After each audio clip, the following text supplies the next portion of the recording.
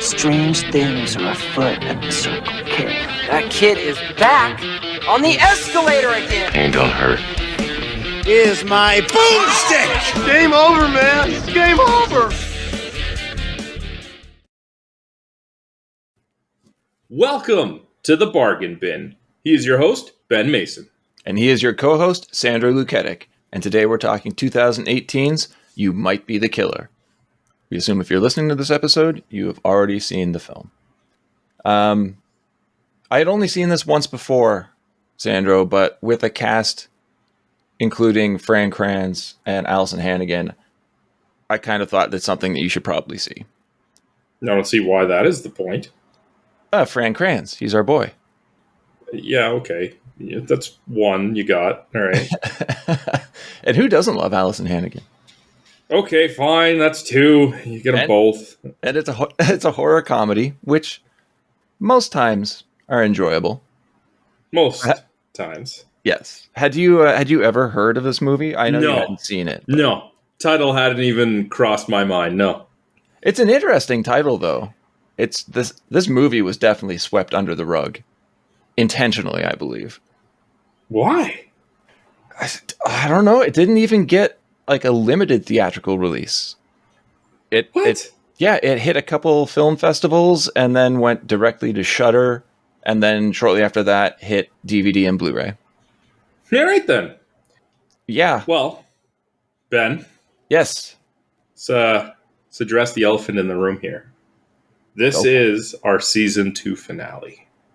It is. At the time of this episode being posted, we'll have been doing this podcast for 2 years. Well, the day after. How does that make you feel? Old. Yeah. Think about all the shit I made you watch. Yeah. It's crazy doing a lot of the graphics work for, the stuff that I've been posting on social media and stuff to celebrate the 2-year anniversary. I don't know if it's just my memory or my age or whatever. I look it up and I'm like, we did that movie? Oh my God. The amount of times I've picked a movie for the following week and then look back and like, oh, we already covered that. Countless. Oh man, it really makes you question the award categories of most memorable because we ain't remembering anything. We don't remember shit. So I guess before we get into the movie, and just to kind of tie up before we start season 3 next week, literally I have nothing else to say but just thank you to you for being a fantastic host, for taking me on this journey with you. To anybody who can call themselves a fan or a listener or just accidentally clicked on one of our episodes before, thank you. That's like, we do this podcast because we want to have fun and we want to have a reason to get into these discussions every week. But I'd be lying if the increase in viewership and the kind words and just all of the recognition that started to pile up doesn't help and put a smile on my face. It's absolutely amazing. It's so nice to see. Hopefully anybody listening is having a fun time, getting a bit of info or just a chuckle here or there. We try and cover a lot of movies that people wouldn't really hear about just, in their regular day. But yes, thank you everybody for listening. Sandro, thank you so much for these past 2 years. It's been a blast. I know I've put you through hell sometimes. I've put myself through hell sometimes. Honestly, our guests have put us through hell sometimes. But a massive thank you to everybody who's been involved in one way or another. We've put our guests through hell sometimes. And we'll keep doing it too. Apparently nobody is safe. Stop that. I want to get guests back on the show again. All right. So enough of that mushy stuff. Because this isn't the end by any means. You really made it sound like we're on our way out there. Oh, you more than me, man. Fair enough. Anyway, you want to play a game? Yes, the game. This should be an easy one, I believe. Yeah, it should be. So I'm not even going to give you any precursors. Go ahead. All right, so we have Fran Kranz, Yes, sir. who we have seen in 2 previous episodes, I believe. Correct. Bloodsucking Bastards, Correct. which, again, if anybody missed that episode, go check it out. And if they don't want to do that, I highly recommend watching the movie. And Sandra's favorite movie we've covered, Cabin in the Woods. It is far from my favorite and far from my least favorite, but you know what you're doing. It's weird to even bring this one up, but it'd have to be Keith David, right? Correct. And he's really not even in this movie. No, that's why when I was thinking about how I'm going to present this week's game, I'm like, do I say like 1.5? That's going to be too much of a giveaway. Is that really fair? But I figured you were going to get it anyway, so. Yeah, and I think we only covered him in They Live. No. And The Thing. Correct. Both of them. I forgot The Thing. Well, I mean, The Thing is going back really far into season 1. Yeah. But both of these actors are making their quote-unquote third appearance in this movie. And yeah, obviously, because Keith David doesn't really appear in the movie. Wonder how much he made for I don't know, maybe he's related to somebody and he was just like, yeah, I'll do one voice recording, whatever, leave me alone. It's got to be a favor. All right. Let's talk about this movie that I can never seem to get the title right for. Yes, You Might Be the Killer. You Just Might Be the Murderer. Twice. The film opens with Sam, Fran Kranz, who's fantastic, absolutely fantastic in everything, screaming in a forest, intercut with flashes of people being stabbed, and then he comes to rest on a summer camp cabin. Okay, it's a way to grab you at the very beginning. Yes. But as the bloodied Sam runs to the cabin, there's like intertitle scenes that give us a tally of dead counselors, which is so far, quote, a lot. It's bad. You know I'm going to talk about this, right? Yeah. I'm going to talk about it too. Like, go ahead. This movie's already got issues and we're a few seconds in. It's been well documented on this show how much I dislike the whole and then earlier jumping to a different time. It can be done well. And I will say, I do like how they're not using timestamps, but rather death stamps. Yes. In order to get you to piece it together. But I still don't like it. Like, this might be one of the better examples of it. And obviously it does get you jumping right in. But let's not kid ourselves. Like, the movie title gives away what's going to be happening, or at least is presumably happening. You don't need to do jump cuts to different times in this situation. No, you don't. And it's done way too frequently in this movie.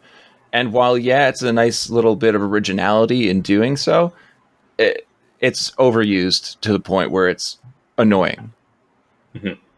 Although I will back up what you said. Fran Kranz is fantastic.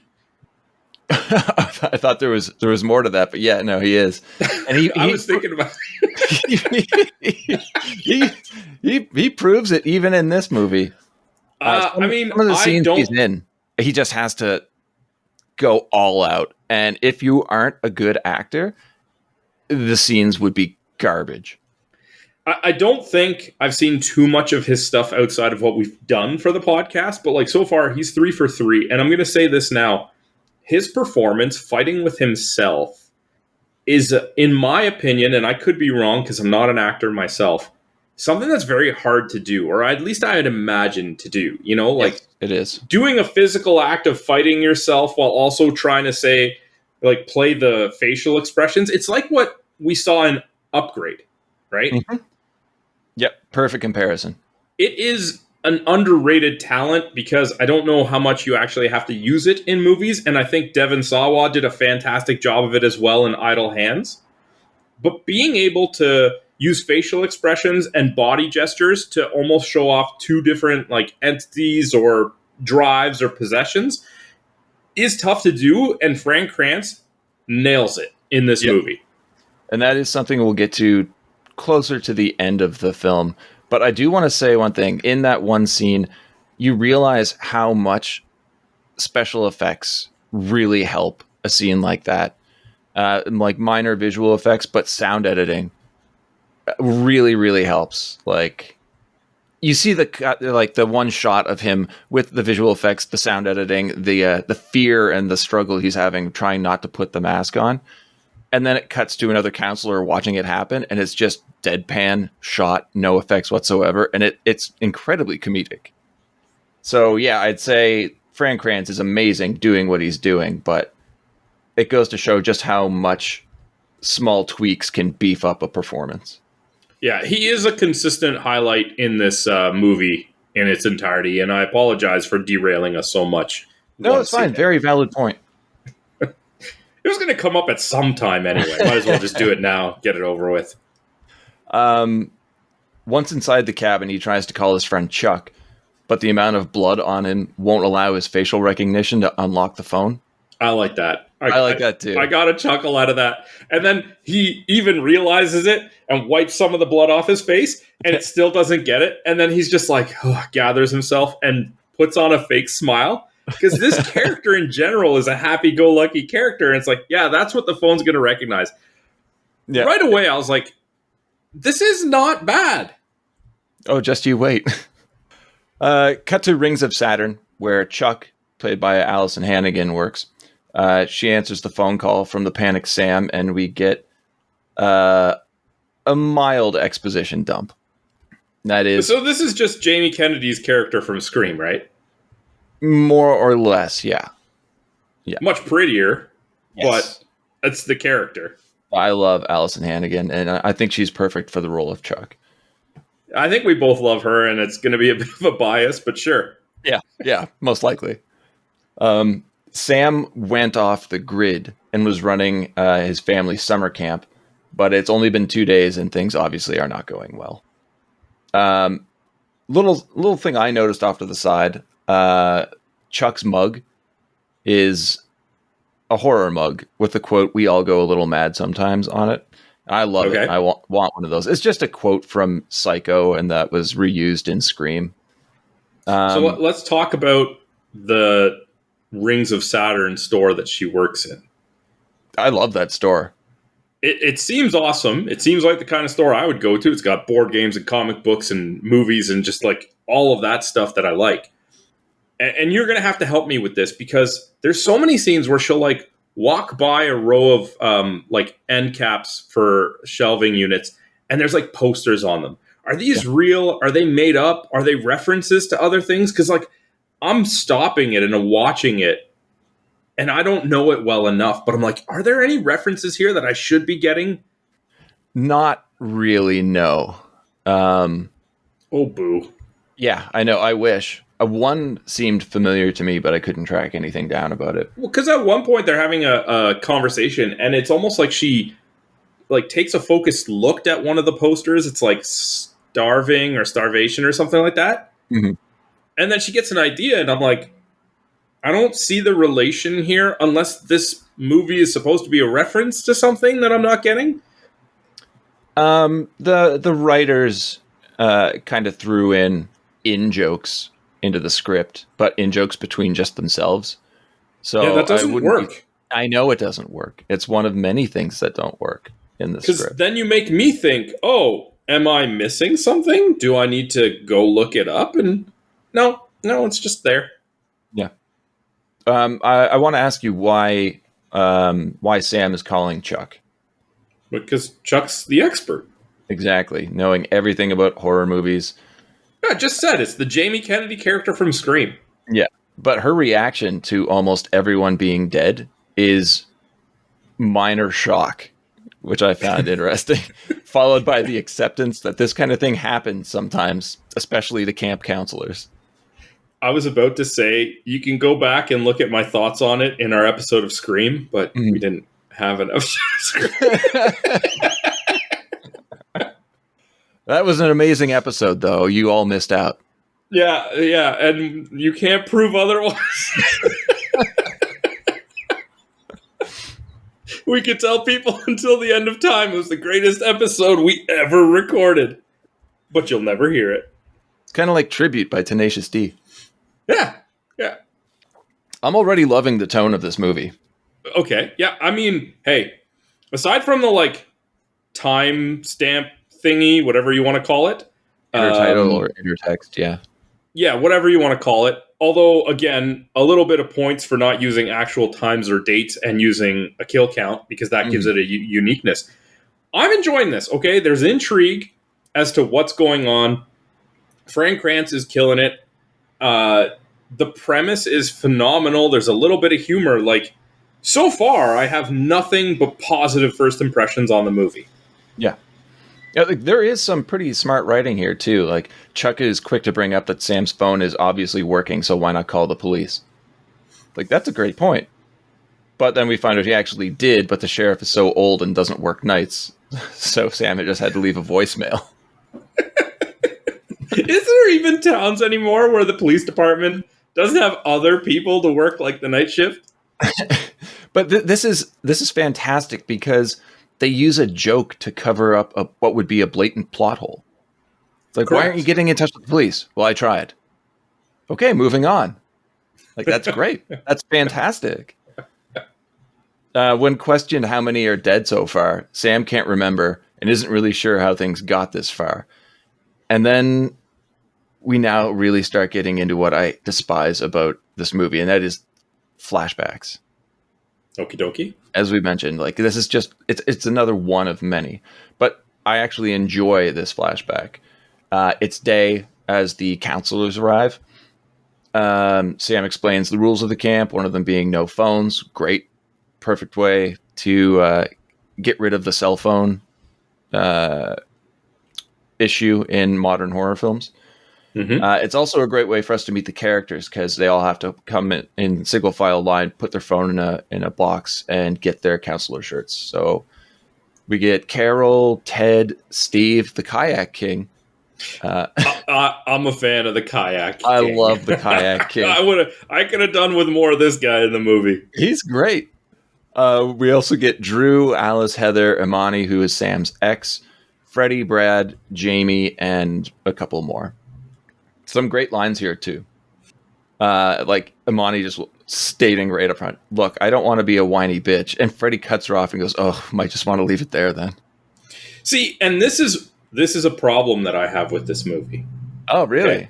Because in this scene, they do such a great job introducing the characters, giving them a very quick flash at their personalities. Yes, they definitely do that. But then the movie goes in a direction where you never get to explore any of them. Yeah. Right?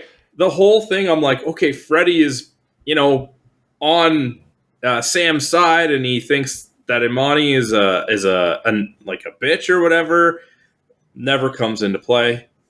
Right? Yeah. Like, I'm thinking the Kayak King is maybe too nice to him. Maybe later on he'll be superficial and realize that he's just being nice to his face and really doesn't like him.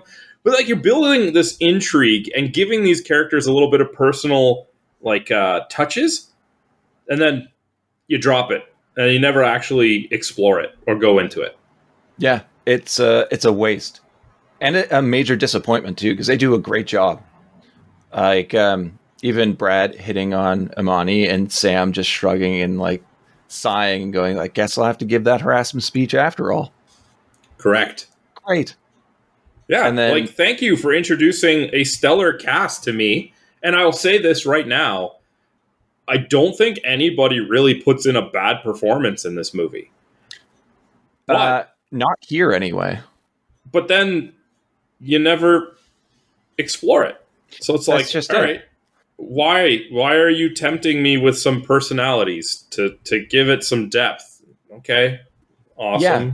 Because like they do a great job of building up the characters with great performances. You want to see more of the characters, and with the exception of another scene or two, maybe they're fodder, and that's it. They're not given the opportunity. Let's touch on that interaction between Freddie and Imani, though. That never comes up. No, it doesn't. It's just it allows us to. I was thinking Brad and Imani. because that all that does later is set it up so Sam doesn't like Brad.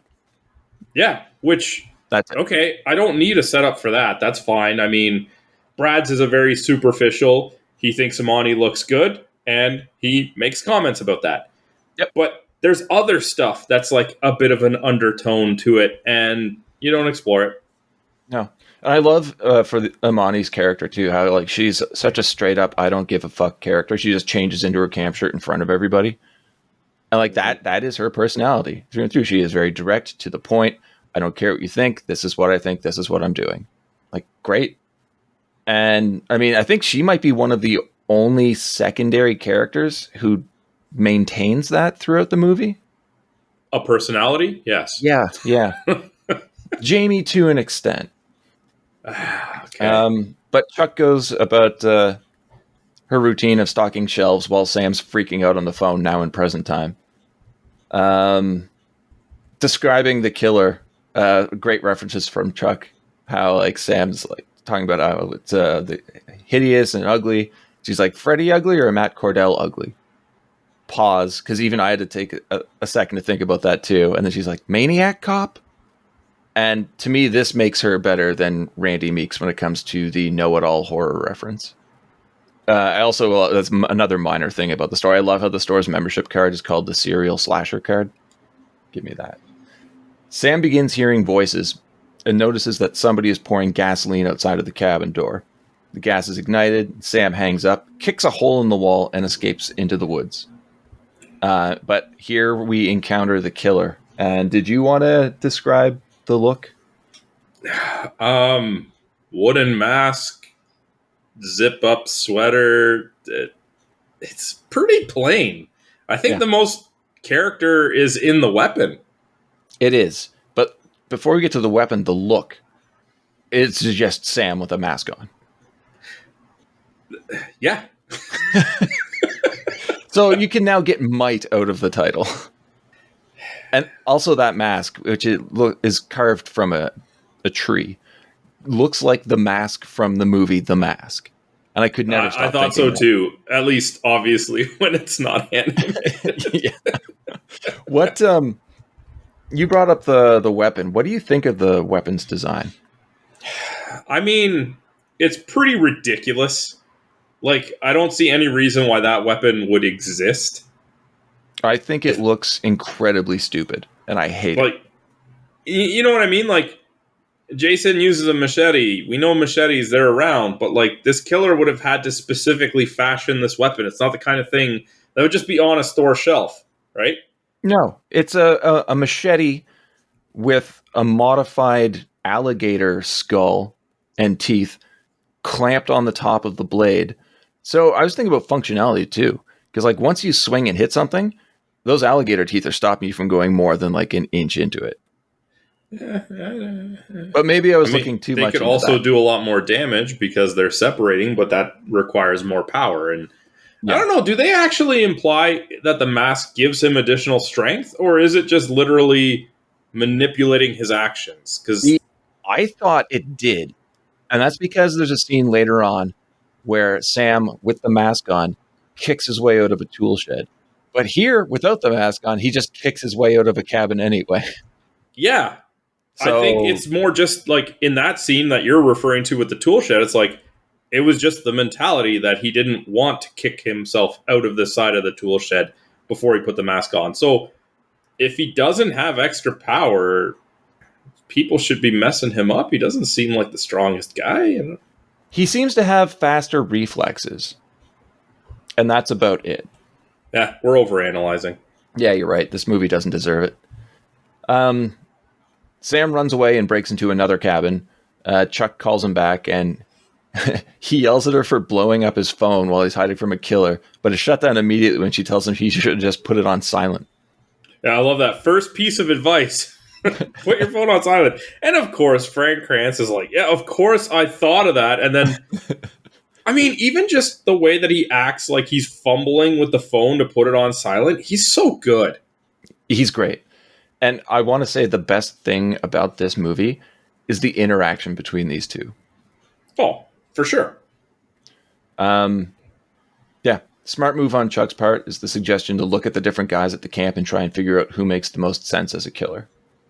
Another flashback now, and the death of one of our favorites, Steve the Kayak King. Counselors all look to Sam to come up with a plan, and he's trying to, but he's having the worst time trying not to vomit. And again, this is more comedic gold. And he's fantastic in this, but why are these people turning to a guy who can barely keep it together to be like, what's the plan? Well, I think it's the immediate reaction of, he's the boss. What do we do? I think the employment hierarchy goes out the window once dead bodies start cropping up. Maybe so. It could be fight or flight, but I think a lot of people too are too scared to take the lead. Well, probably when they encounter somebody who's been violently murdered. So they're just going to pass the buck, and that gets to the person who's in charge. But this time, Brad actually takes the lead. And the plan is, get the cell phones and call the police. But the phones are missing. We just get because that they reference. were... Pardon? We get that in passing. The phones are gone. We don't have to worry about that plot point anymore. How about hop in the car to escape? Wouldn't say in passing, but yeah. It is kind of in passing.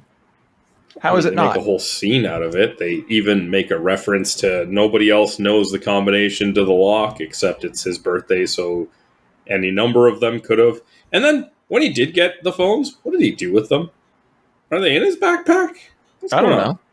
That's what I'm saying. Like, okay, you pointed out that it is referenced a couple of times, but with zero reason. Like I said, hop in a car to escape. The engine's been sabotaged, so that doesn't work. Jamie wants to barricade everyone in one cabin, but Brad wants to take the fight to the killer, so everyone splits into two groups. We have the traps, which are a pit to be filled with stakes, a trip line booby trap for defense, a patrol path for offense, and stakes for that aforementioned pit. Now, I find these intertexts are completely detracting from the movie now. Before they were kind of annoying, and now they're just frustrating. Being self-aware is fine in this movie. That's okay. I get that. I have fun with those movies. But I feel like the movie is not goofy enough to match the level of use of these. Like, well, I mean, they're just trying to show that this is a high-stakes situation. Oh, that's a bad one. But nice attempt. Like, this kind of overuse of intertexts I could see in like Scary Movie or something along those lines. No. This is too even clever for a Scary Movie. Yeah. We started on that series. Sam sees Freddie and Lindsay having an argument in the woods. This is when he hears voices again and the killer appears. Both counselors are dispatched of, and Sam makes a break for it. Cut back to present time. Again, I hate this time jump stuff. Chuck asks Sam why the killer didn't get him, then asks the follow-up question of, is Sam covered in blood? Yes, very much so. This man is caked in it. Yes. And she brings up a great point of, if he was just a witness to the murders he saw, why is he the one covered in blood? He's a very close witness. Yes, as he states. She asks if he's holding a weapon of any type, and he's like, yeah, a baseball bat. But no, it's the machete we talked about. And she points out that knife sounds exactly like the one he said the killer was carrying. And fine, I still can't get over how stupid that blade looks, though. I guess it is the little things that really annoy me in this movie. There's just so many of them. Chuck finally has to ask, are you sure you're not the killer? And Sam hesitantly admits he can't be 100% sure. It turns out... Yeah, I'm still into this movie. I am, but I'm getting kind of nervous. Turns out all to be linked to a mask that Sam just happens to have in his backpack. And then we get another flashback of obsessed Sam killing. I find it annoyingly convenient, Sandro, how the mask only sometimes calls to Sam, and none of that's ever really explained. No. They pretty much acknowledge every other trope in this movie but this. So we've got a script that we're almost halfway into this movie and has some pretty clever dialogue and plot hole cover-ups, but then it's just lacking in areas that are expected, that are pretty much mandatory to be in your film. Well, one of my issues too is earlier in the movie, I don't know how much earlier, I guess, whatever, he keeps having these headaches. Yeah. But then later it's just voices of the mask calling him. Like, well, which is it? Like, be consistent with this. Yeah, inconsistency in this movie is a major issue. And I would also argue structure of the film. The origin story of what's going on, normally if you're not going to do that at the beginning, that's the twist at the end. Here, they're going to end up putting it like 3/4 of the way through, and you're like, well, okay, why now? It just raises more questions than adds to the film. Sam finally accepts the fact that he is indeed the killer, and he has no idea what he's doing until the mask comes off. Another question for you, Sandro. All right. What makes the mask good. come off? Why? Like, the mask will just come off. It's not every time he kills somebody. Is it timed? Is the mask like, well, I've had enough of this for now? It just, he passes out and the mask comes off, which we never actually see the mask come off. It just cuts to Sam later and he's no longer wearing it. Do you think this was intentional? Do you think it has any right to be this way in the story? Is it missing something? How would you change it if you wanted to? It's stupid. I would change the whole thing. Yeah, me too. So the script was written in like 3 weeks, I think. It feels like it was written in maybe 3 days. Honestly, if you want to play up the whole thing where he doesn't know what's going on, make it that he passes out. For whatever reason, he faints, he sees blood, he faints, whatever, and that's the only time that the mask can take control of his body. And he is literally unconscious in the mask. Mm-hmm. Then it makes sense. Oh, he becomes conscious, the mask loses its control, and it falls off. Yeah. Just something. Give me some reason for these transitions to occur. Yeah, agreed.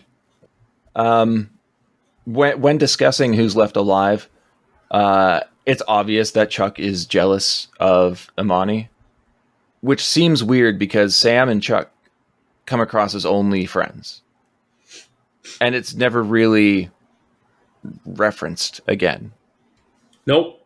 So at least get Alyson Hannigan in the movie more, and in an alternate ending of a script anyways, never filmed. She does show up at the camp. And I would have liked to see that. Not me. No? My whole idea was, I'm going to jump ahead again because that seems to be what I do. That's fine. I would have loved it if she was so jealous of Imani that she used these books she had in the cellar to put this in motion. That would have been great. Honestly, that would have been so much better than the ending we get. But my ending, and it's never stated in anything I saw, other than she was supposed to show up at the camp. She shows up at the camp. There's now 2 final girls. Sam kills Jamie, and then Chuck has to kill Sam.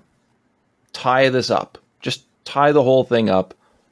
Actually have them interact on screen, which I thought was horribly missing. And I really wanted to see that. I would love to see the screen chemistry with those two, because they're never on set together. Alyson Hannigan shot all her stuff in 2 days, and I don't know how long the actual filming was in Louisiana, but I don't know. I just like to see that chemistry, see if it actually transitions to the screen. Plus, I think that's a much better ending than the one we get. Well, or if you're not going to do either of those, don't hint at that jealousy or a relationship beyond friends. Yeah. There's no point to it. It's frustrating because that made me hope that we were going to get even more character development for Chuck, which doesn't really happen. But yeah, when it's revealed that she is jealous, Sam's simple reaction is, "Can we just go back to talking about me killing people?" He wants no part of that. No. And that again is like why I love the dynamic between them. And the whole thing frustrates me from this point on. Sam now remembers killing Imani, and we're treated to another flashback.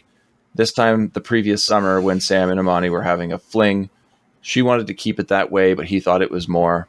And, this is happier times between the two. It was a great scene with the two of them. And, I mean, you throw in the Kayak King, and you're going to love this scene anyway. Oh, yeah.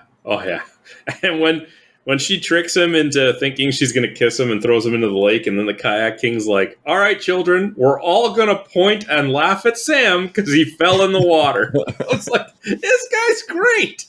I also love how this is the second time he makes sure everybody knows that they're not kayaks, they're canoes. I like how they imply that Sam is the only one, because the Kayak King doesn't say it in this scene. He asks the kids, all right, children, and what are these? And they're all like, canoes. It's like, yes, these children get it, and Sam doesn't. Yeah, he even has to, he's like, that's right, these are not kayaks.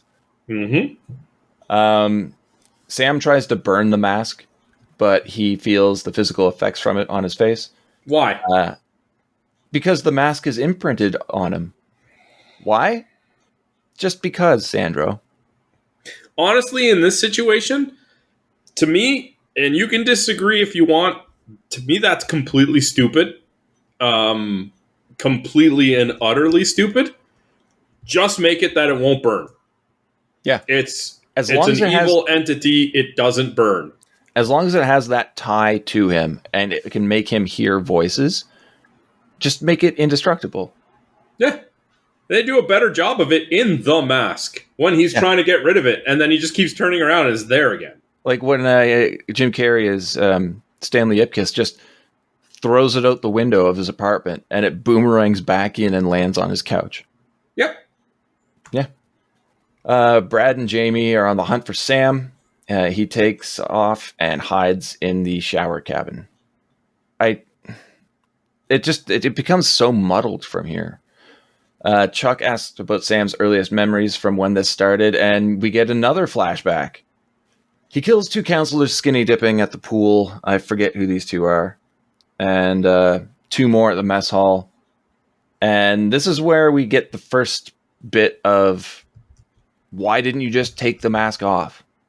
Now, I feel like this is a little late in the movie to start bringing up this question. Because we see that he can't. The last kill apparently made Sam aware of what he was doing, but he couldn't take the mask off. And well, why did that kill?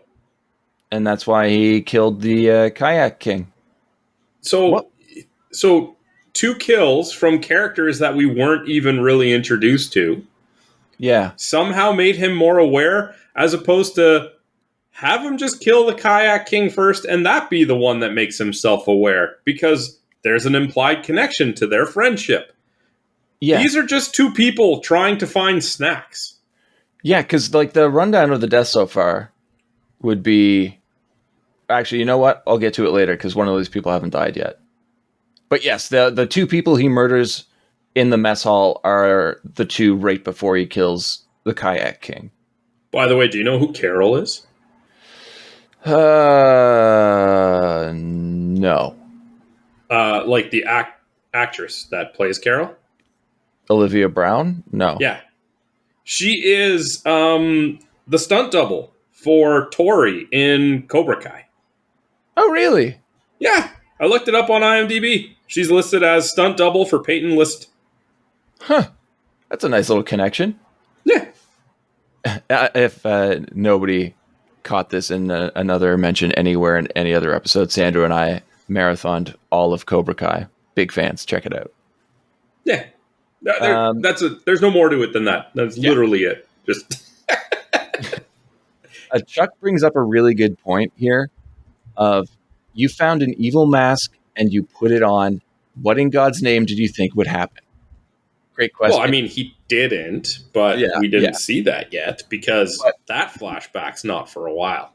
No, I know, and that comes up in conversation again, but instead Sam just says, I don't need your judgment right now, Chuck. I think it's good because this is how friends would actually talk. And like I said, the chemistry between the 2, it's very organic, but doesn't exist anywhere else in the film.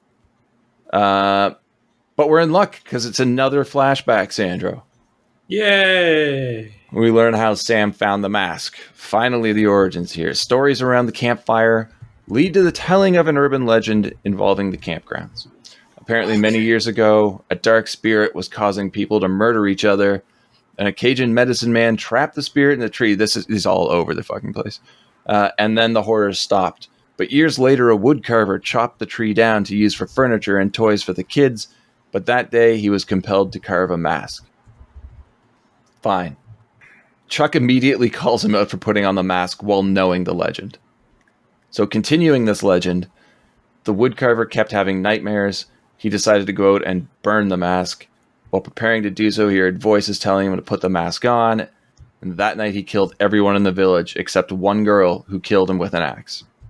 To this day, the mask has never been found, but is buried at the woodcarver's unknown grave. Which is a decent campfire story, I get that. I've never actually been able to partake in campfire stories. I was never a summer camp kid, even though I wanted to be. Did you ever tell ghost stories and whatnot around a campfire? No. So maybe this whole thing is lost on us, but I really enjoyed it. What I found really stupid, though, is how giddy this made all of the counselors. So they just get up and run into the woods to find the mask. It's a legend. Obviously, it turns out to be true, but how old are these people? I don't know. 50? Yeah. Well, come on now. I'm guessing 20s, varying levels in the 20s. This is completely unrealistic. No. Much like the movie. I mean, I can't, find them guilty for that, but it just doesn't really seem to fit. I did not partake in campfire stories, as you had suggested. But if I heard one of these, my first reaction would be like, oh, that must be real. Let's go look for it. Exactly. Especially running off into the forest at night. Especially after, like, the jump scare from the kayak king right after. It's like, oh, okay, yeah, you were setting us up. Yeah. Why would I pursue this as a real thing? And I do have to say, there is one thing I did get out of the flashbacks that I enjoyed. And that's the opportunity to see the kayak king again. He's so good. He doesn't really do anything, but he's just such a happy guy. Like, you can't help but smile when he's on screen. Yeah, he's got a presence. Yeah. Somehow Sam and Drew stumble upon the grave, but Sam knew exactly where the grave was, yet somehow didn't know the mask was there.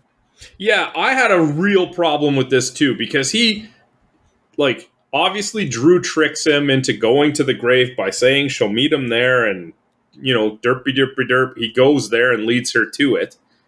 And he does mention, I've been here many times. His family owns the place, that's not surprising. But this mask is like an inch under some brush. It's not buried deep at all. If you've been here a number of times, I find it difficult to believe that you didn't find this mask before. And that's where my second ending starts coming together. Yeah. The little effort it took to uncover the mask, it was leaves and a bit of topsoil.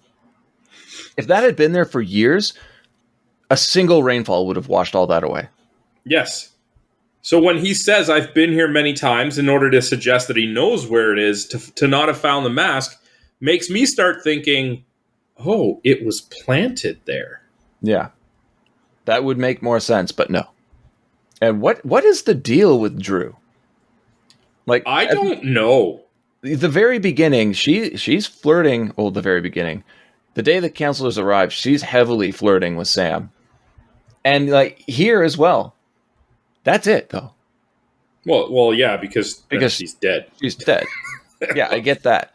But I can tell you why the flirting stopped, my friend. Yes, but Sam's character wants nothing to do with it. So all of the character we get from Drew is that she likes Sam. That's her entire character. Next, we get the reveal that Sam wearing the mask is actually Drew's fault. Hence, why the flirting stopped, as you said, because she was the first victim. Correct. So far, the orders of the deaths that we have. Drew, the Skinny Dippers, who I think were Ted and Alyson. I don't think it matters. Yeah, I really don't. The two in the kitchen, the Kayak King, Freddie and Lindsay, and Imani. Can I just say, though, Fred's death at the pool is probably my favorite one in the movie. Really? Yeah. It's pretty and good, even actually, Chuck, yeah. They even cut to Chuck. They cut to Chuck, and she's like, "Oh, you split his head in two." Like, it's in my opinion the most entertaining one. Like, they try to get a little bit creative with it. Later, he just bashes Carol's head with the fridge door. Yes. Obviously, the Kayak King one is a little bit more grandiose for display purposes, but that split is pretty entertaining. You're right. It is probably the best looking one. I'll going back to what you said too about Chuck. She's not weirded out by this. She's more like, stop digging yourself in deeper. Mm-hmm. It's a weird character. Can we say that Ted had a splitting headache? Okay.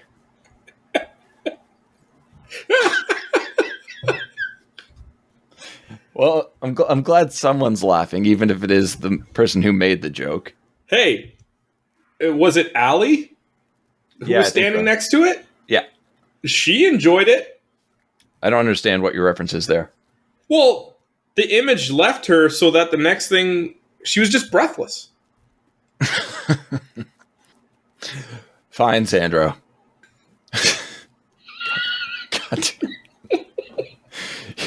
You know, the show's been getting better over the years, but your jokes are getting so much worse. I'm okay with that. I had a concussion a couple weeks ago. I think I'm still coming off of that. Oh, yeah, it's showing, bud. Sam recounts Imani's death. Oh, wait, no. Before that, Chuck informs Sam that he's most likely going to die. But like most killers, he'll probably come back from the dead in a few years. Like, that's a brilliant joke. It's true. It's exactly what happens in supernatural horror films. Sam recounts Imani's death, where everybody split up, with Sam trying to use himself as bait for the killer. Of course, the mask takes over, and things do not go as planned. Now, we see Freddie and Lindsay die again. This is the third time. Is it Freddie and Lindsay? I don't know which ones. I believe it's Freddie and Lindsay. But this is the third time we've seen them die. And again, I know I've said it before. Actually, twice. So here, third time.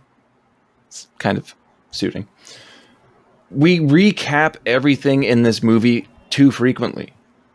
You could have done a very, very brief, quick montage of a bunch of the scenes showing that Sam wasn't actually standing where he was in all of these scenes, and do it as one quick take, not do it multiple times.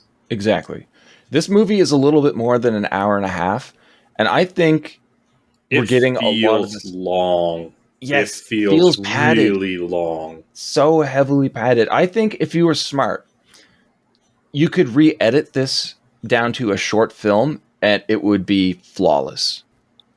And that's really frustrating. Well, maybe not flawless, but it would be much, much better.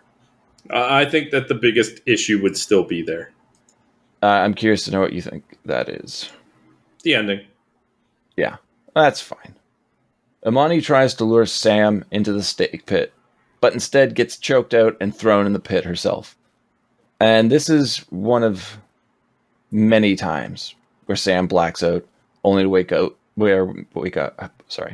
without the mask on. And he sees Imani's corpse, which brings us back to the very beginning of the movie. Again, at this point, I'm just angry. Chuck warns Sam about Jamie. She's the final girl now and will be the one who kills him. I wanted to mention the girl that dies after Imani, quote unquote, dies. Go for it. I don't remember her name because it's a swift. I don't think it's relevant. But the blonde girl who earlier was saying that her future plans were to just marry a rich guy. Oh, yeah. Seeing Imani get thrown into the pit, decides that her best course of action is to shout Imani so that, draw attention to herself. Yeah. And then run head first at Sam for him to slice her head off. Mm-hmm. Like, what was your plan here? Well, she's a very stupid character. That's already established. But again, it's too goofy. It's too goofy for this movie. You want to see how to do, like, stupid kills? Go watch Tucker and Dale, right? Like, yeah, exactly. This is literally just somebody running headfirst at the guy. It is quite dumb. Much like Sam's idea to jump on the mask to smash it. Okay, this is a completely stupid idea because but it pays off. He couldn't set it on fire. So he's like, "Oh, I have an idea." And I'm sitting here thinking, oh, he's going to have some grandiose idea. It's going to be genius. He's going to get rid of the mask. And it's literally to just try and put the boots to the mask, which, of course, knocks him over and does nothing. Oh, it's great. His feet just slide off of it and he face plants. And this is where we get some of his more physical acting that I think is just phenomenal. His physical comedy is great. And this is where the mask calls to him again while he's on the ground. And it's all of him struggling not to put it on. He does great. I can't really think of many actors who I believe could pull this off. But then again, I guess how many have I seen really try? But this is Kranz being used perfectly in the role. Yeah, I think the only people that I saw having this type of fighting with themselves, acting against themselves, were the two examples I brought up in Upgrade and Idle Hands. Beyond that, it's not used too often to my knowledge. I think the only time I've seen it done better, is Bruce Campbell in Evil Dead 2. Oh, I guess there's also Jim Carrey in The Mask, which we referenced earlier today, too. Yeah. I mean, going for a different style entirely, though. Yeah. Brad rushes Sam with the bat, but by the time he reaches him, Sam already has the mask on and easily kills Fred. I kind of dug this kill, too. Completely unrealistic, but the single slash that lops off both of Brad's arms. It had a very similar feeling to the blonde girl in that, okay, yes, Brad has a weapon and it's his hands that get cut off, but like... He was trying to. He was running at him with a reason, at least. Yeah, but like, you don't swing a weapon with your hands in front of you where they would have had to be for that cut to make sense. You would have been winding back or something. It just doesn't... Yeah, it would have to be an overhead swing. Like, what are you running at him like you're pushing a shopping cart? Yeah, like I'm saying, it would have to be an overhand swing, and on like the downswing, Sam would have had to shuffle to Brad's left and then lop his arms off from that angle. That's the only way that would make sense. Mm-hmm. A still living Imani appears from the shadows.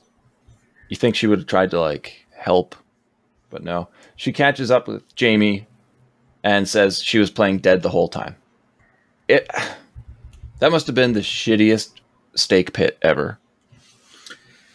Because she goes right into the middle of that thing. This movie is now fully off the rails. Yeah, it is.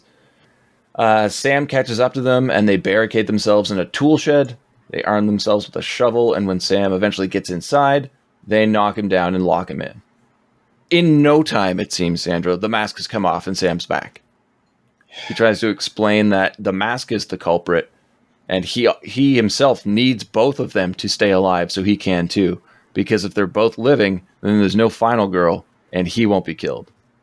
Now, I like his reasoning there, obviously flawed for horror tropes, but the way he delivered his lines in this scene fully convinced me that at some point he needs to play Shaggy from Scooby-Doo. I mean, he had the look down in Cabin in the Woods. Exactly, and that was definitely an homage to the character. But knowing now that you've seen him master the look and he can do the voice, give me that. I don't care who else you cast in the rest of that movie, that will be my favorite Scooby-Doo movie of all time. Sam calls Chuck so she can explain to the girls what's happening. And we get some great dialogue I love. Of Chuck saying, I called the sheriff near town. And Sam responds, you did? Great. Chuck's like, yeah, I left a voicemail. He's like, oh, God, he should just retire. It's a nice little callback. Yeah. Again, most of the enjoyment I think both of us are getting from this movie is in the bits of dialogue that overall are pretty meaningless. Sam breaks down the situation. He cannot. Oh, sorry. Chuck breaks it down. Sam cannot resist the mask's power. The girls run into the woods as Sam kicks through the wall of the shed and pursues. Interesting here that Imani turns on Jamie because she needs to be the final girl in order to survive. I didn't like this at all. I like Jamie's response, which is smash her in the face with the shovel and decapitate her while she's on the ground. Completely out of character, which makes no sense, but there's no way we could have predicted that coming. It's at this point where I'm like, oh, Jamie planted the mask. She's like a descendant of the one girl that survived or something. No, so, I'm thinking too much about this. Well, this is just another example of where your hope failed you. I'll just leave it at that. You can't... No, I'm not going to leave it at that. You can't dig into some of these movies, as we've discovered, because once you do, you can't stop watching it with a critical eye. There's no way. You can't just sit back and enjoy it. The thing is, I really wanted something like in So I Married an Axe Murderer, where later wanted a good movie in it? No. Where we later found out that it wasn't who we thought it was. You know, there's a lot of convenient cuts where, say, going back to earlier when the Kayak King is killed and the mask falls to the ground. We don't know why it comes off, but there's like a delay before you see Sam kind of almost emotionless, expressionless, pick it up and put it in his backpack, right? I'm like, this is where the writing has to be so clever that we find out that he's been manipulated the whole time. And no, we don't get that. Yeah, I mean, the title alone, too, if you change the movie a bit, much like you were just saying, the title of You Might Be the Killer implies, yeah, you might be, but you're in a group of camp counselors where everybody might be the killer. So having that twist that, oh, he actually wasn't the killer, not only works with the story, but the title also plays into it and makes a bit more sense. Well, you have to do it one of two ways. One, you have to either subvert expectations and have it be that it wasn't him all along, or play up the not knowing that it's him for much longer into the movie, because that title has me going into it thinking there's going to be some sort of twist, and there just isn't. It's completely misleading and is only it appears in the script for sure. Okay, used once by Chuck, but for the viewer, watching a movie called You Might Be the Killer and then finding in like 5 minutes into the runtime, no, he is the killer. You are the killer. Yeah, it happens way too early. Yeah. Jamie asks Chuck what to do next, and Chuck regretfully tells her that she has to kill Sam. More great acting here from Kranz. Seeing Imani's body brings him back somehow, and he forcibly removes the mask, planning to bury it at the woodcarver's grave in hope of stopping the curse. What do you think about him removing the mask here? Nope. I'm not accepting that the power of love overcame the mask. No, me neither. I do love seeing him try and pry it off with the machete, though. That looked badass. Yes, and that also works so well because it doesn't work. Yeah. Right? But no. Sam encounters Jamie, who reluctantly agrees to help. At the grave, the mask compels Jamie to put it on because Sam wants nothing to do with it. He won't even look at it. He just wants her to bury it quickly. Now possessed, Jamie kills Sam with the blade. Sam's phone rings and Jamie answers, telling Chuck that it's all over, and hangs up. She walks away from the grave, keeping the mask in her possession. Sam's phone immediately rings again, but with no one there to answer it, it goes to voicemail, and we hear the sheriff finally returning Sam's call. I kind of like how it was a setup for us to think, oh no, the sheriff's too late. He's responding too late. He was going to come, but he plays Sam's call off as just a bad joke. so he was never going to show up anyway. Looking into it a little too much, but I kind of like that. And yeah, I still wonder how much they paid him for this cameo. Oh, keep David. Cut to 2 years later, Sandro. Chuck is working her shift at Rings of Saturn. She answers the ringing phone and smiles to herself when she hears the panicked voice of Sam, who has now come back from the dead. Cut to black, roll credits. So that was a movie. Mm-hmm. Okay, you said throughout how much you hate the ending, but now you just sound angry. It really does ruin the entirety of the movie. Like, I was enjoying it, and I was intrigued, and I was curious. Yes, part of it might have been my hope ruining it for me by making me believe that there was going to be some sort of twist here. But I wasn't disliking the movie, despite its flaws, until the ending sequence of events. I think as soon as Amani turns on Jamie, everything after that is just garbage and ruins what was, in my opinion, a fantastic premise. Yeah, I mean, going into it, you see the names Fran, Kranz, Alyson, Hannigan. It's a horror comedy, interesting premise.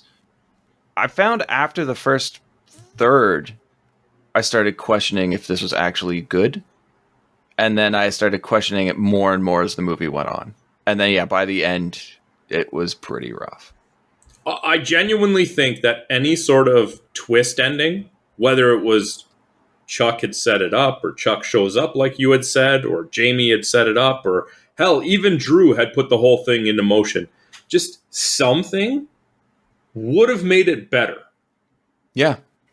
There are a lot of different ways that you could improve upon this movie. And honestly, they should have.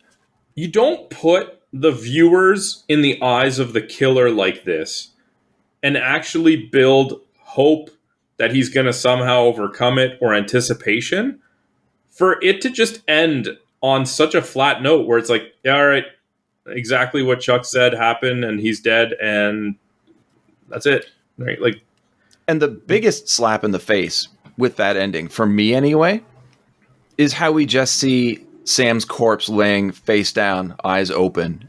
And you're like, well, this is a comedy. By far one of the best performers in this horror comedy. Seeing his lifeless body there was such a fucking downer. It really did feel like a slap in the face to anybody who was supposed to enjoy it. Yeah. He carried this movie. Not alone. Okay, but he did the heavy lifting. Yeah. Oh, 100%. You cannot deny that. The majority of screen time, he had to, and he did a great job. Let's talk money. I'm curious to think, like, looking at what this movie presented us, at like star power, if you want to call it that, setting, like even the times it was filmed. There's a lot of day for night here, so I feel like they didn't really have to film for that long because for the most part, this really does take place over a single night. What do you think the budget for this movie is? I can't imagine it's very high. There's minimal effects. The mask is just a piece of garbage wood, for Christ's sakes. Horrible set design, horrible props, yeah. I mean, they used a real camp, so they didn't have to build any of that stuff. $2 million? Less, actually. 1.35. My first guess was 1 million. I should have stuck with it. Yeah, and I don't think they really needed that much money for the result that we got. So I'm guessing Hannigan and Kranz just had, a high price. That's all I can really think of here. And the worst part is we just don't know how much it made. Because I can't imagine that it even made back its money. No, I don't think so. I don't even, by today's day and age, that is a nothing budget, even still. Well, especially with no theatrical release. And like I said, it went right to streaming after that, before being released on home media. The DVD and Blu-ray sales, at least domestically, brought in $650,000. but I don't know what the digital distribution deal was. Sometimes they're quite good, especially for exclusivity. And I mean, you can sell it to different platforms in different regions, right? And still make a lot of money. But I don't know. I feel safe to say that it didn't even come close to breaking even. Yeah, no, I can't imagine. And I hate to say this, and I'm gonna say it, even though it's mean. It didn't deserve to make back its budget. That is quite harsh. I will disagree on that point. But hey, making movies is a gamble now. Yeah. As far as reviews go, I think they're probably going to be a little bit better than you expect, but they're not great. So IMDb, this is going to be mid all the way through. My guess for all of them is 50. No, roughly, but IMDb is 5.9. The critics over Rotten Tomatoes pretty much the same with 60%. It's the audience score at Rotten Tomatoes that got me at 47. I would have expected them to be probably the highest. But we've already discussed there are multiple issues with this movie, so it is what it is. Hop into awards? You betcha. So least favorite character. Who did you have for your least favorite character? I want to first state that this is not least favorite performance. It's character. Okay. And I'm going to go with Imani, played by Brittany Hall. Okay. She was fantastic in the movie. Like, she was great. But we're not supposed to like her. At almost no point were we supposed to be on her side. And that was just very clear for me, and that's how it came out. Great job on her part. But least favorite, just straight up. You? Same thing. Yeah? Yeah, I had her written down, and I kind of showed my hand a little bit earlier. I don't think that anybody really had a bad performance per se. Mm-hmm. So this is based on the character. But the Imani character, it's like you play dead to come back and then turn on Jamie. Like, just this character is just so stupid. Yeah. Right? Like, I don't get the motivations for this character. You play dead, just get out of there. Well, it's covered at the scene that we spoke about where the counselors are being introduced. She is all about her and doesn't care about anybody else. So why is she going back then? Because hide in the pit until the coast is clear and then get out of there. Yeah. Well, they're 25 miles away. I don't care. I'm taking those chances over what's going on in there. Yeah, it doesn't take long to walk 25 miles. And let's be honest, you don't need to make it 25 miles to get away from the killer. You just need to get far enough to get away from them. They lose sight of you, then you have the time to make the rest of the journey. Exactly. Favorite character? Come on. Do you even need to ask? Well, I think we have different ones. Oh, okay. Well, for me, it's Fran Kranz as Sam, because he's amazing in everything he does here. Best performance in the film, no doubt. I mean, we've never seen him do a bad job. We've actually never seen him do a less than excellent job before. Fair enough. I think I was leaning more towards the performance than the character in this one. Yeah. But it's because of the performance that made me want to see more of this character. Yeah. Before I get into my favorite character, with the ending of the movie that we got, that like 2 years later, would you want to see a sequel to this movie? Nope. Yeah, me neither. Which sucks, right? Like, bring back Fran Kranz and Alyson Hannigan in another horror comedy. Normally, I should want that. I would have no faith in them doing that well. Yeah. Not the performers, but have no faith in the filmmakers making that sequel at all any better. It's too broken. But yeah, of course, my favorite character is Chuck, played by Alyson Hannigan. No, I'm not surprised. I mean, you take the Randy Meeks character, make them Alyson Hannigan, and add humor to it. Fuck, I'm sold. That's great. Yeah. So that shouldn't surprise anybody listening. Good old predictable Ben. Thank you. Hey, I can't argue it. she's clearly second best performance in the movie, in my opinion. Yeah. And I don't even know if I'd say second best. I mean, like 1A, 1B, right? Yeah, that's fair. I could go with that, I guess. But I'm not even remotely surprised that you picked her, because nobody should. No. What did you have for your favorite or most memorable line? Of course, it's an exchange between Chuck and Sam. And it's where they're trying to figure out who the killer is and what the motive might be. And she's just going through a list of them, and you're getting his random, like, quick-witted reactions. It was the second one. She's like, or is it a parent who's looking for revenge after a counselor let their kid drown? And immediately Sam's like, Jesus, I hope not. It's great. Like, he has made me laugh repeatedly in this film. Mm-hmm. And it's all timing. You? I also had an exchange between the two of them, but the line actually goes to Chuck being the one to deliver it. Mm-hmm. And it is much earlier in the movie, but when Sam says, everyone is dead, or almost everyone, and then Chuck says, whoa, I mean, that sometimes happens, especially the camp counselors. Yeah. I mean, it's such a good, like, tap the nose moment, but it's also delivered really well. Yeah. It's just good. Yeah, you can tell who the seasoned performers are in this movie. Yeah. Memorable scene? So for me, it is the scene where Chuck is explaining the final girl concept to Sam just before he tries to jump and stomp on the mask itself. But when she's going over, you know, how it's going to be Jamie because it's the purist, and he's, well, does the killer ever get away? And she's like, no.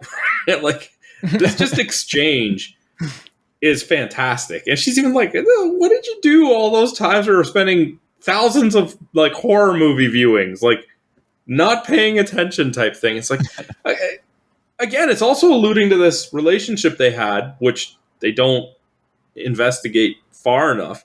It has both of their charisma and their chemistry there. It's just a phenomenal scene. Yeah, it is good. You could tell, too, it is a scenario where it's like two longtime friends where one obviously has a crush on the other one, and the other one is completely oblivious to the scenario. Although that element is pointless if you're not going to investigate it further. But yep, agreed. It one of many problems. We've already talked about that one. And yours? Is also a major problem in the movie. And it's a scene we talked about from the very beginning. Well, not the beginning, I guess. It was slightly in. It's the character introductions at the camp. Okay. The counselors. Yeah. Like, this is an amazing setup, which made me believe we were watching a very competent horror comedy, and, like, they actually value characters, and these characters have traits that are going to play off of each other throughout the rest of the film, or as far as they make Wrong. Yeah, exactly. Wrong. And I think it's made more memorable because not only is it a really good scene, but the punch in the gut when you realize they're not going to do anything with it makes me wish the rest of the movie was this strong. Yeah. Yeah.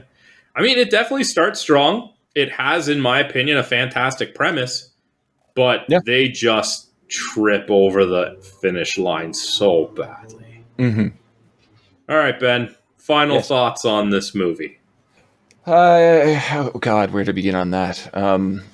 Most of what makes the movie great is what I said before: non-essential dialogue and quips between the characters. And there's even a few with the secondary characters as well. I mean, it's a masked killer at a summer camp. The plot's been done to death. But here we get, a minuscule twist, which is, at least they tried something original. But their acting is solid throughout. The kills, for the most part, are pretty fun. I would have liked to have seen some of that $1.35 million go into some better special effects. What else? Kranz and Hannigan together. Something I never knew I wanted, but now I want more of it, just not a follow-up to this. With movies like this, they should be easy to be made to look good. Like, you look at a bunch of the early, like, summer camp horror films, they look great. And with next to no money, this film doesn't look good. The color looks unintentionally washed out. And I know they used like day for night a few times, but it kind of adds to my feeling that this film was always going to be an underdog release, and like no one expected it to be amazing. And it's not. Like, it's fun, but I feel like they knew they fucked up some point along production, and they're just like, well, we're contractually obliged to finish it. Now, having said that, I do think that its weaknesses outnumber its strengths, but the quality of those strengths is fantastic. So I will forgive a lot of the issues I have with this movie, because the moments I was having fun, I was having a lot of fun. So when it comes to recommendations, I no fucking way I would recommend this movie to a hardcore horror fan. But for anybody who, you know, from time to time will dabble in horror comedy, they would probably have fun with it. So yeah, I could recommend it to some people, just not anybody who's legit grounded in horror, because they will hate this. You? I can't recommend this movie. It commits the cardinal sin to me. You do a bad ending and you've ruined everything before it. If you really want to see the performances, I guess there's some good ones in there, but the movie just feels so long for what it is. And I mean, recently we've done movies where they flew by, and this just feels like a chore to sit through. And that's in spite of these fantastic performances. I just can't recommend it. You watch the ending and you feel like it just didn't respect your time for the last hour and a half. Yeah. And that kind of makes me wonder, too, about the lack of theatrical release. Can you imagine the producers sending screening copies to any theater chains being like, would you be interested in showing this on 200 or 300 of your screens? And they just respond with no. No. I hate to say it, but like, it just doesn't respect your time. Yeah, it can be tough at times. It can definitely be tough. If you watch it without a critical eye, you can be like, well, I guess it was okay. There were some really funny moments, but it's not the best thing I've ever seen. Yeah, you go in. I'm confident the ending would have gotten me regardless if I was watching with a critical eye or not. Entirely possible. Yeah, so. But you're a very critical person. Yeah, and this one just didn't get it for me, I guess. Yeah, and that's fine. I mean, they're not all going to win. I mean, you suggested when you recommended it that it wasn't going to hit. So, and see, yes, the reason why I thank you for reminding me. The reason why I picked this movie is because I knew once you looked into it that you were going to be excited for it. I knew this would cause some decent conversation, because this movie should be a fucking banger, and it just isn't. So it goes to show that you can have a strong cast, some decent writing, a bit of money, and still make a real rough film. Yep. But I'm making up for it next week. All right. That being said, next week is our third year, or at least the start of it. So I'm hoping that you're going to pick a good one. Well, yeah, I did. Do you want to ask me, or am I just going to get into it? I'm so afraid to, but what are we watching next week? We're starting off season 3, year 3, with an actual legit comedy. And we're going to return to somebody that we had fun talking about previously. Because next week we were talking 1994's In the Army Now.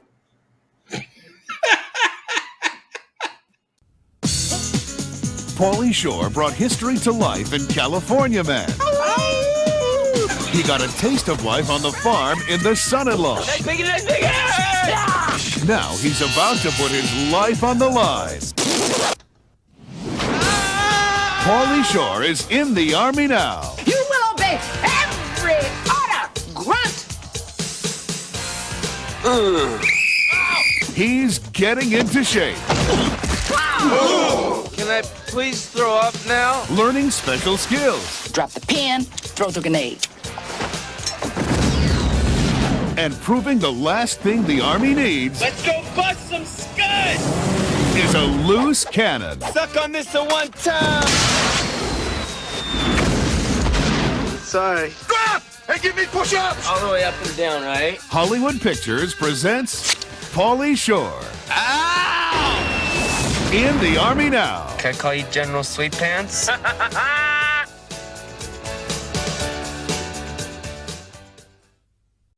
Okay. Until next week, have a good one. All the best.